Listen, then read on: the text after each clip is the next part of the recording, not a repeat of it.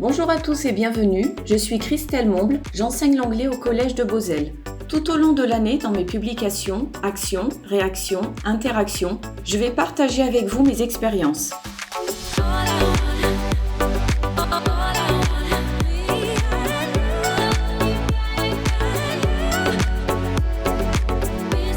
Je vais vous parler d'activités concrètes, simples et ludiques que j'ai mis en place dans mes classes pour favoriser l'interaction entre les élèves. Je tiens à préciser que l'objectif premier de ces activités est d'amener les élèves à communiquer entre eux tout en leur permettant d'être actifs en classe et dans leur apprentissage. Je ne parlerai donc que d'activités orales d'interaction. Elles conviennent à tous les niveaux et elles peuvent être modulables. Pour cette première publication, quoi de mieux pour commencer l'année que de vous parler du bon vieux rituel du début de cours. Cette activité remporte un franc succès auprès des élèves de 6e et de 5e. En général, les volontaires ne manquent pas. Elle peut être un peu plus compliquée à mettre en place avec des élèves de 4e et de 3e, mais en étant rassurant, encourageant, patient et persévérant, les élèves finissent par se prendre au jeu. Le rituel ? Mais de quoi s'agit-il ? C'est l'échauffement, la mise en condition au début du cours, warming up en anglais. Il faut donc proposer une activité concrète, vivante et ludique où tous les élèves vont pouvoir participer. En général, les notions sont simples et répétitives, ce qui permet aux élèves les plus timides ou les plus en difficulté d'y participer volontairement et sans complexe. Dans mes classes, le rituel se fait en 2 temps. Dans un premier temps, il se compose de ce que j'appelle les basics et dans un deuxième temps, du rebrassage de ce qui a été travaillé la séance précédente. Je le mets en place dès le début de l'année après avoir révisé les basics, c'est-à-dire les nombres, la date, l'heure, le temps qu'il fait, les salutations et formules de politesse, le vocabulaire des sensations et sentiments. Pendant quelques séances, je fais moi-même le rituel en utilisant toujours le même déroulé, les mêmes phrases, la même gestuelle et les mêmes outils. Au bout de quelques séances, lorsque les élèves sont rodés, je leur explique que dorénavant, c'est un élève qui va mener le rituel et je pose les règles. Pour la première partie de mon rituel, en 6e et en 5e, je me contente donc des basics. L'élève qui mène le rituel doit saluer la classe. Par exemple, il peut dire « Hi class, good morning, good afternoon, hello there ».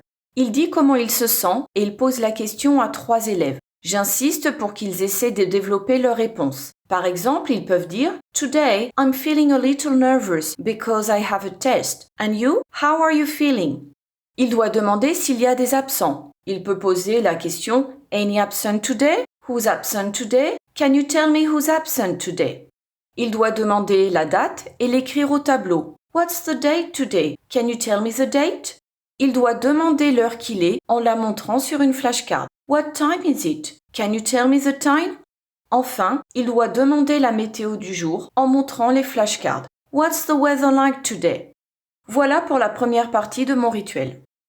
On passe ensuite à la deuxième partie, qui est une partie de rebrassage, où l'on révise ce qui a été vu lors du cours précédent. Cette partie peut se faire de façon ludique, sous forme de jeu. On peut utiliser des flashcards, des cartes de questions, des photos, des slides ou tout autre outil.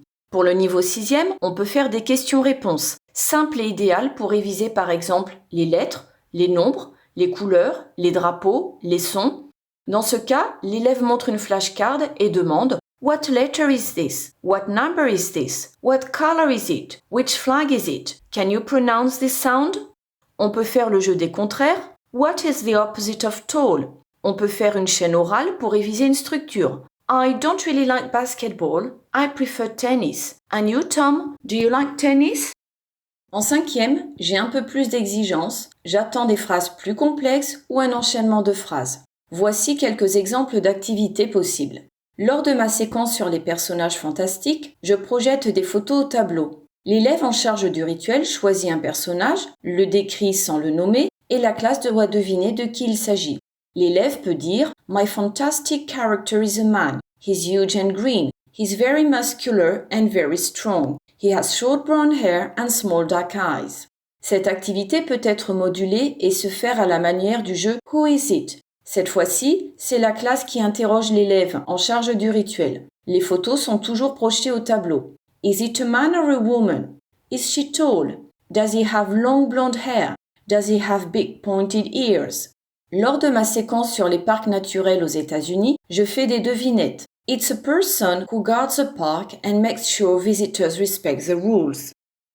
En 4e et en 3e, je monte encore mon niveau d'exigence. Là aussi, le rituel se fait en 2 temps avec les basiques et une activité de rebrassage. Pour les basiques, l'élève qui mène le rituel salue la classe, demande et écrit la date au tableau, demande s'il y a des absents. Ensuite, il doit poser les questions suivantes à la classe. What did we do last time? What did we say about the document? What did we work on? What did we have to do for today? What did you do last weekend? Pour le rebrassage, on peut faire des quiz de vocabulaire, What's the English for? Des questions sur les verbes irréguliers, Can you tell me the verb to eat in the preterite? Des quiz de civilisation, Can you name the capital of Australia? On peut faire lire des définitions. A person who murders someone is what? Le 2e temps du rituel est idéal pour tout réviser, et pas seulement le vocabulaire, mais également la phonétique, la prononciation d'un mot ou la conjugaison d'un verbe. En un rien de temps, les révisions du début du cours sont faites sans même que les élèves s'en soient rendus compte. Lorsque je sens que la classe a compris le principe du rituel, je demande à un élève volontaire de le faire et je suis là pour le guider. Puis après quelques séances, je m'efface jusqu'à me mettre en retrait au fond de la classe. Que la disposition de la salle soit en autobus, en U, en îlot, en épi ou autre, l'élève peut se déplacer pour interroger ses camarades, tout comme moi je le ferai. Alors, en résumé, le rituel c'est quoi? C'est pour mettre les élèves dans le bain dès le début du cours. C'est pour faire une coupure entre le cours précédent, ou la récréation, et le cours d'anglais. C'est pour que les élèves se mettent en mode « je parle anglais ». C'est un moment d'échange entre les élèves en langue cible. Le rituel se fait en 2 temps, une première partie simple, répétitive et invariable, et une seconde partie de rebrassage. Le rituel dure maximum 10 minutes. Avec un peu d'imagination, une multitude d'activités s'offrent à nous. On peut faire épeler des mots, réciter l'alphabet ou un poème, faire des calculs en anglais, lire des heures, prononcer des mots, conjuguer des verbes, faire des mimes, des devinettes, des jeux, des quiz. À vous d'être imaginatif. Bien sûr, pour que le rituel se passe bien et soit réussi, j'instaure des règles. Lever la main pour demander la parole, échanger dans la langue cible uniquement, l'élève en charge du rituel ne doit pas interroger toujours les mêmes et il peut interroger tout élève, même ceux qui ne lèvent pas la main. Je rappelle aux élèves qu'ils doivent développer leurs réponses en se justifiant, en expliquant, en utilisant des connecteurs, etc. J'insiste enfin sur l'utilisation des gap fillers, des expressions idiomatiques, des formules de politesse ou d'encouragement. Par exemple, ils peuvent utiliser Okay, so, well, and you? First, now, finally. Very good, that's correct. You're quite right. You make a point. Enfin, je prépare en amont les flashcards, la pendule, les cartes de quiz, les slides, les photos ou tout autre matériel qui sera utilisé. Quelle est la place et le rôle de l'enseignant dans tout ça? Pour moi, dans ce type d'activité, l'enseignant est un facilitateur d'échange. Il met le rituel en place en début d'année, il prépare les outils qui seront utilisés, il fournit les structures qui seront nécessaires, il explique les changements du rituel et ce qu'il attend. Et lorsque les élèves sont rodés, il se met en retrait dans la classe, regarde et écoute les échanges se faire, prêt à intervenir en cas de besoin. Personnellement, je corrige très peu les élèves dans cette phase de cours, car l'objectif premier est l'interaction.